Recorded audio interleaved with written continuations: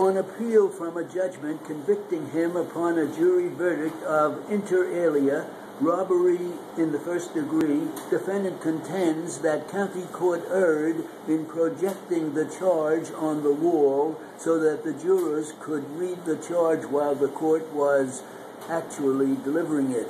Defendant contends that the simultaneous projection was distracting to the jury and prejudicial to him to the extent that there were any discrepancies between the projected version and the oral version. He likens the alleged error herein to that in People v.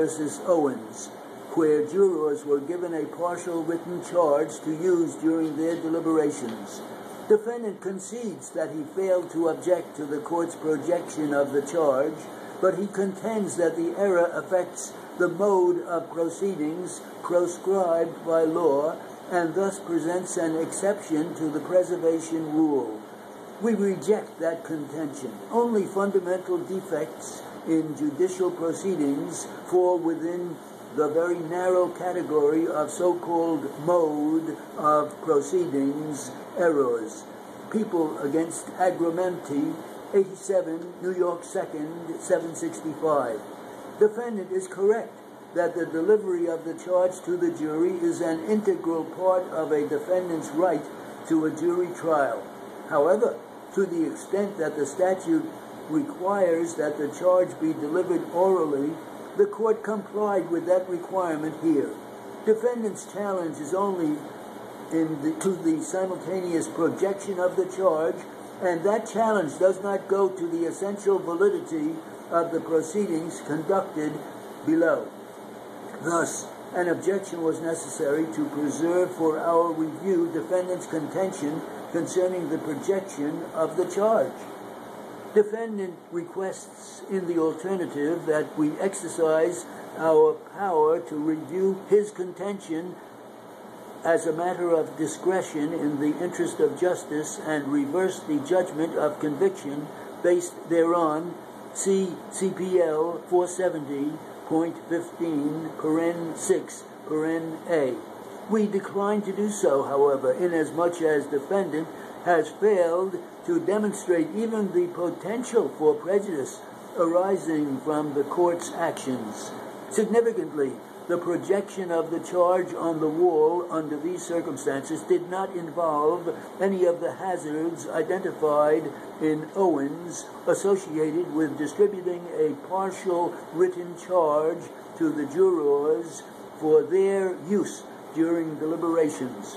The projected charge was substantially the same as the oral charge, and the process took place entirely in the courtroom under the court's supervision and guidance. In short, there was no danger that the jurors would be left to interpret the law themselves. People v. Tucker, 77, New York 2nd, 861, 863, 568, New York Supplement 2nd, 342, 569, Northeastern Reports 2nd, 1021. The additional contention of defendant that he was denied effective assistance of counsel is without merit. See People v. Baldy, 54, New York 2nd, 137, 147, 444, New York Supplement 2nd, 803, 429, Northeastern 2nd, 400. It is hereby ordered that the judgment so appealed from be, and the same hereby is affirmed with unanimity, providing the defendant one last opportunity to comply with the statute governing document production before striking the defendant's amended answer and granting the judgment against him as sanction was abuse of discretion after the court reviewed the referee's discovery order and determined that the defendant failed to comply with the statute. In any event, we further conclude that plaintiff's motion to strike defendant's amended answer and for judgment against defendant should have been granted based on defendant's willful and contumacious conduct.